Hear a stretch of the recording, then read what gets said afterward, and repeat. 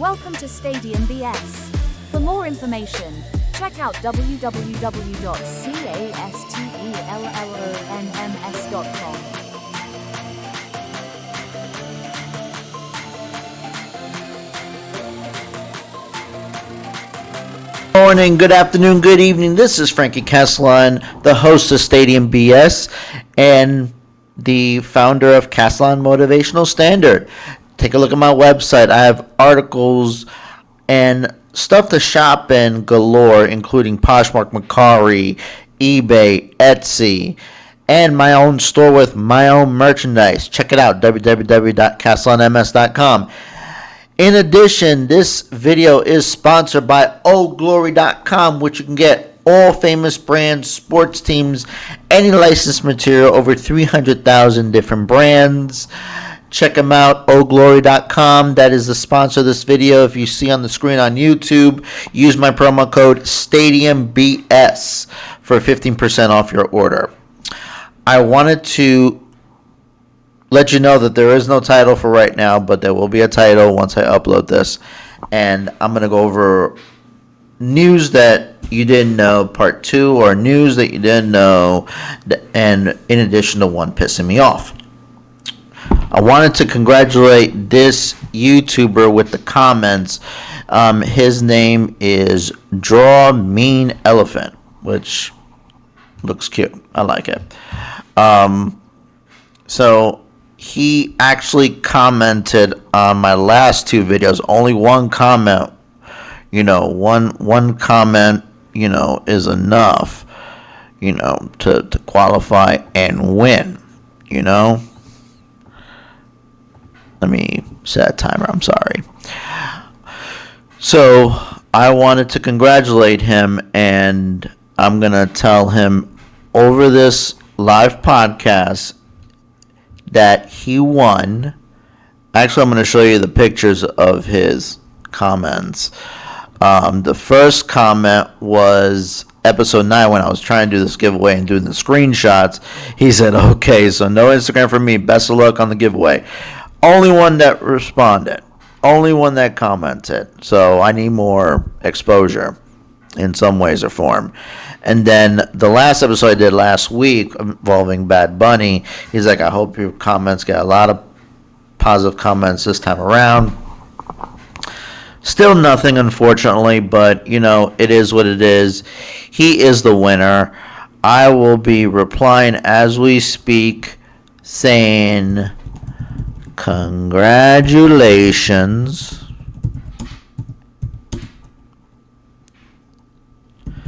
Get in contact with me on my website so I can send you your gift. He'll see it. He'll probably see this video. And that's that. So he'll get it. I might do more sweepstakes in the long run. Comment below. Message me on any of the social medias I have. If you go to castellonms.com, I will have my contact info. Get in contact with me however you want, and I'll respond. So, congratulations, Draw Mean Elephant, and you'll get your hat shortly once you talk to me. So, news that you haven't heard. So, the first thing I wanted to go over is we made the announcement, they made the announcement this past Tuesday involving the Women's Pro Baseball League. Now, if you've been listening to my podcast, I did explain about that and talked about that this is going to be a historic move. Now they got announced 4 cities that this Women's Pro Baseball League is going to have. So the first one is going to be Boston. The next one's going to be Los Angeles. After that, it's going to be New York and San Francisco. So when I saw the New York one, I was like, wonderful. A women's team for me to root for next to the New York Liberty, which I was a fan long ago, but not anymore. So I wanted to explain that to you and put my suggestion on where should they play. And I have 2 locations for you that they should play if they're going to go city by city. I was originally going to suggest Florida or Arizona because they have all the spring training facilities that are top notch. But since they're doing the city by city deal and not really barnstorming, or however they're going to do it, I don't know. They haven't announced that yet. I had a couple suggestions for a home stadium. So my first suggestion would be Hinchcliffe Stadium. And the reason why I picked that is one of the last remaining Negro League stadiums that has been recently renovated. And just imagine being in a historic Negro League park. I also suggest the stadium to be another one of those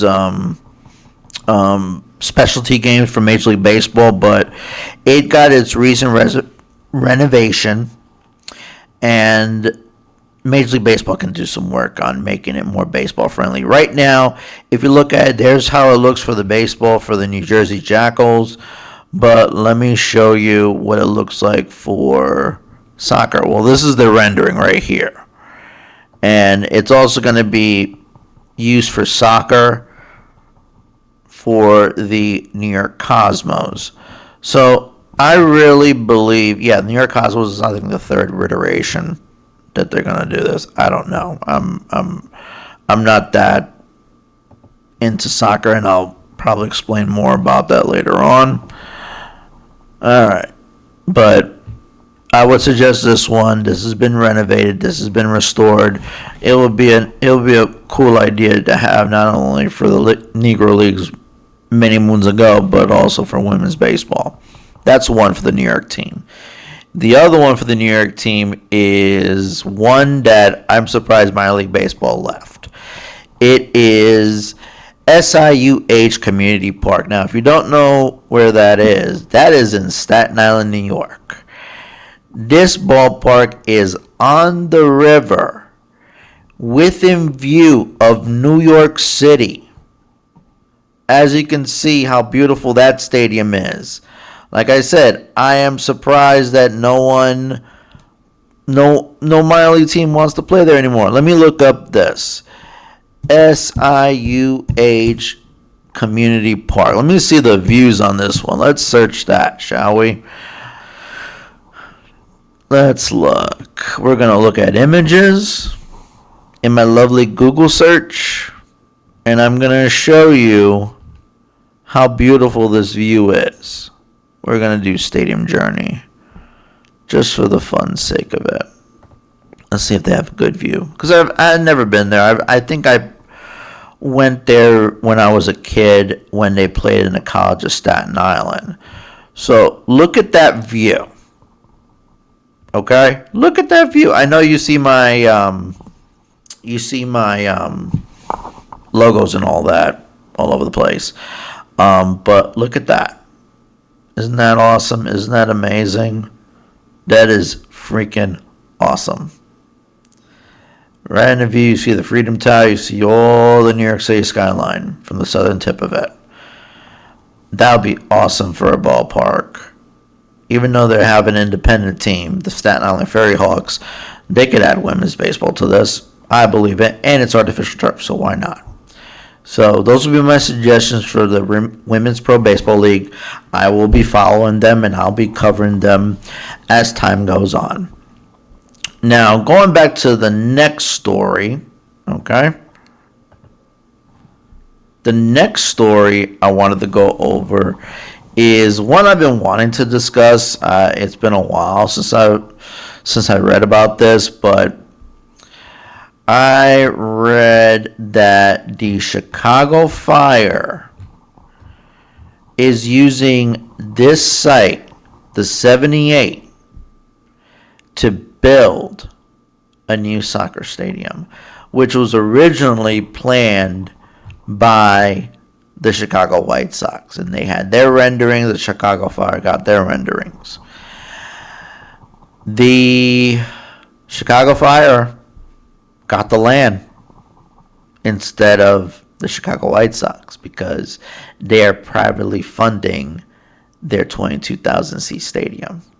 So the city of Chicago approved it, and the reason why the White Sox couldn't get it is because they're asking for public funding in a public-private partnership, which the city can't do.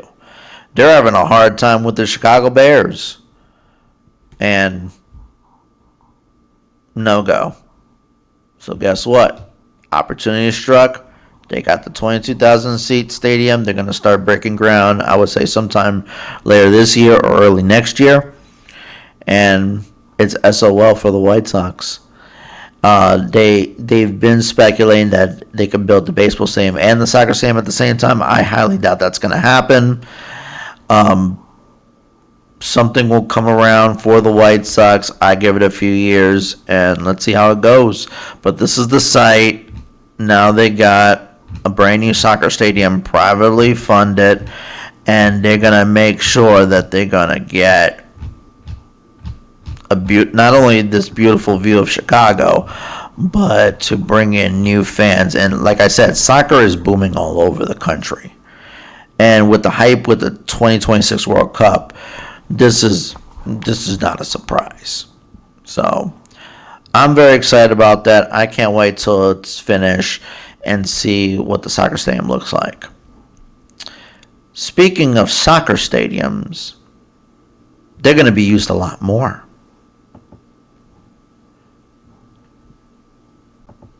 If I could pull it up. Thank you. The UFL is doing a restructure of their business plan. Now, if you don't know what the UFL is a spring football league that is owned by what's his face? The Rock is one of the investors. I'm trying to remember the rest of the group on that. I think his ex-wife, Danny Garcia. And there was quite a few others, but I'm not really too in-depth onto this one. But what really intrigued me was this announcement that I saw over on Instagram that said that 3 teams are going to be gone. The 3 teams are the Michigan Panthers, the Memphis, I'm trying to remember their name, but a Memphis team that are playing in whatever Memphis Stadium is. Like I said, I really don't pay attention to it. And the San Antonio Brahmas. Now, here's the common ground of this, and this is what you see in regards to the restructuring of the business plan. After a thorough analysis of all markets and venues, the United Football League made the difficult decision to depart from the Memphis, Michigan, and San Antonio markets. Unfortunately, due to the stadium constraints, the available venues in these areas do not align with our new vision of focusing on smaller, more intimate settings that elevate the fan experience. So, that's their business plan. They want to not only be in smaller stadiums, which what are smaller stadiums that have that kind of field? Soccer stadiums. So they added, what was it, 3 new teams? No. It was, I'm trying to remember who the additions are. Orlando, Florida, Columbus, Ohio, and I'm trying to remember the third one. And Louisville, Kentucky. So Orlando, Columbus, and Louisville, and they all have soccer stadiums. So that's where they're going to relocate to. And if I remember correctly, Dallas is going to go to their soccer stadium, which I think it's in Plano or Fort Worth. Louisville, they're going to their soccer stadium, and they wanted to bring a Frisco, Texas. Frisco, Texas is where they're going to play, the Dallas team. So they're trying to make it that they want to have it more intimate, to bring not only, a certain group of people, because it can be a fun experience, but they wanted to make it not like the NFL, which I think that's not a bad business plan. I think so. That's the reason why they have the Y on it, because you see all these empty seats. It's not good. So the one market that has been a really great faithful is St. Louis. St. Louis is filling the Edward Jones Dome, or whatever they're called, the Dome of America, and they're filling the lower bowl, and it's great. So I'm very happy about this. Now, with that being said, I wanted to put a suggestion for the UFL. The suggestion is, and I'll get to this in a second, the suggestion would be bring it to Greenville. Greenville is building, and I've talked about this on my channel, are building a 6,300 seat soccer stadium, which will look like this. And it's in a vicinity of an area, like a mixed-use development called Bridgeway Station, which has shops, restaurants, nightlife, etc. And it resembles a lot of the structures of Europe, mainly Germany, but the buildings of it looking like this, it is pretty fascinating, and I'm looking forward to going there with my kid next year when it's all built. So I really suggest that. Now, the reason why I'm suggesting that, even though it's 6,300 and the other ones are going to be like 10, 20,000, there's a multitude of reasons. It's a great location. It has a great site for it, and I will put this article on castlonms.com. And it needs the economic impact. Okay, so tourism last year for Greenville is $2.5 billion of economic impact. Not only because of their festivals, because of their sports, and because of their development of the area, especially Malden, which is nearby Greenville, and that's where the soccer stadium is going to be. So I think I will put a say in saying that Greenville should get a UFL team. They will definitely have the support of it, because there's, how can I put this? They can never get enough football. We live near Clemson University, and Clemson University is always have sellout games. They always have a lot of economic impact, and the traffic there sucks when it comes to coming home, and I have to leave from work and there's a bunch of freaking traffic.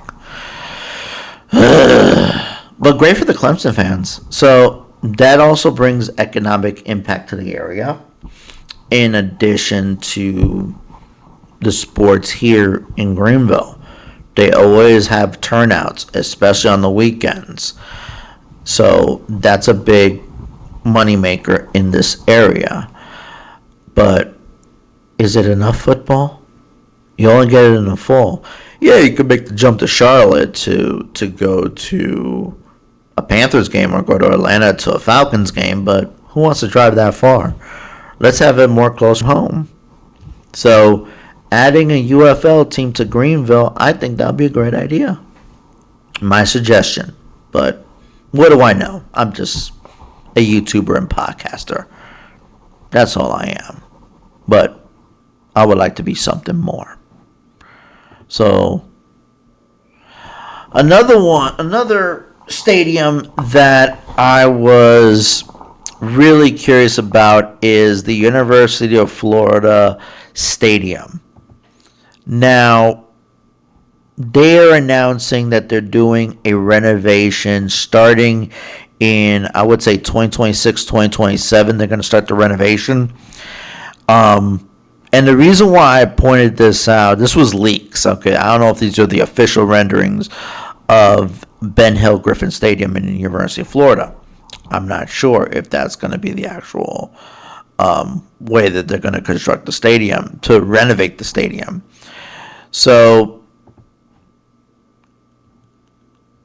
the reason why I put this out there is around that same time, the Jaguars are going to renovate their stadium. So, yeah, 2026, 2027, but 2027, that's where the big, big shebang is going to happen before 2028, and they'll have that stadium completely transformed in Jacksonville. But in 2027, where are they actually going to play? It's a shoo-in that this team is going to Orlando. They're breaking ground on renovating their stadium the second time in close to 10, 11 years. And they're going to be redeveloping the upper bowl.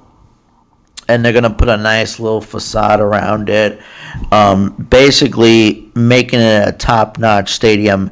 In addition to bringing concerts in, which they have a setting that's going to be great for concerts, not just soccer and football, but they are pushing to have the Jaguars in there for one season to show that they can support an NFL team. Now, back then, they also did a lot of Pro Bowls. The Pro Bowl itself and Pro Bowl competitions, which they're not going to do anymore because now they want to do it in the Super Bowl site. Anyway, so Orlando won. It's not official, but Orlando won. My last news of the day is a doozy. It is a doozy. All right? I'm going to post that. I'm going to explain that in a minute. Saudi Arabia is wanting an NFL regular season game. You heard that correct. Saudi Arabia wants to host an NFL game. I'm not going to even pronounce his name, okay? Because I'm going to butcher it. But he is the head of the Saudi General Entertainment Authority. And he wants to put some Saudi money onto bringing an NFL game there. Now, I'm not going to go into detail of Saudi Arabia's reputation, on how their culture is, and how divided we are with Saudi Arabia. And like I said, I'm not going to go into why. But they're shelling lots of money, millions and millions and millions of dollars in bringing America sports culture into it. They got the WWE, they got UFC, they got boxing, and they're going to push more and more and more of American entertainment to Saudi Arabia. So it is going to be a big question if this is going to happen. But it's well worth speaking about, okay? So be on the lookout. Your opinion is your opinion. Let me know what you think. And lastly, what you've been waiting for is my bone to pick. What the hell is this? Seriously. Fanatics opened up their vintage department. Seriously. Their vintage department. Stuff that I'm selling at a reasonable price for years. Now, Fanatics, as much of a dictatorship, what was the other word? Not dictatorship, but monopoly. This company is when it comes to sports merchandise, which I'm going to tell you a quick story. I'm wearing a Fanatics hat, but I got that as a gift. You want me to tell you how much I spent at Fanatics? $10. $10 on getting me a hat. A cheap hat. An Oakland A's hat to support Oakland. $10. That's all I was going to spend. And I got it customized. Schools over stadiums. Why I say that is because Vegas and their situation of the A's abandoning Oakland, I've spoken about this many, many times before. I wanted to show my support for the city of Oakland, and I have. But anyway, they have a vintage. Seriously. Why would I pay $55 for a raggedy Mets shirt? Seriously. You can go to any resale site and get something for that amount for much less. Let me be specific.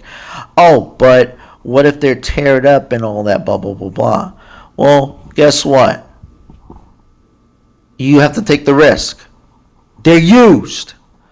These will be authenticated, quote unquote, but I don't trust Fanatics with a 10-foot pole, especially how cheaply shit is made over there.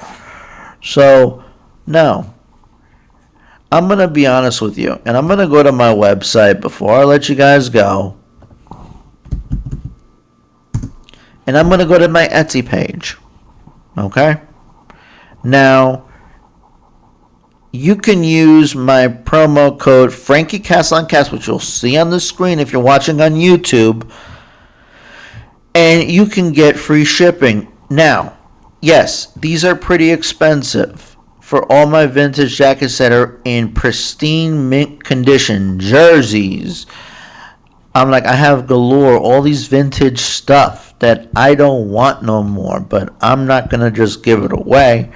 I'm going to tell you something. If you see any of these items on Fanatics Vintage and they're a high price, talk to me because I will negotiate a price that is lower and better and in pristine condition.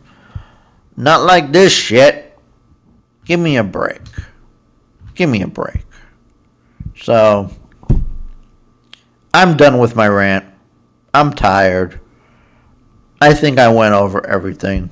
If I didn't, tune in next week, which I need to watch the Netflix documentary of Who Killed the Montreal Expos. I'm going to do a review about it next week. Take care. God bless. Check out my stuff and have a wonderful day. I'm a person that likes to wear fun t-shirts. I wear a lot of Marvel. I wear a lot of Star Wars. I wear maybe Simpsons and SpongeBob. And I like to get them through oldglory.com.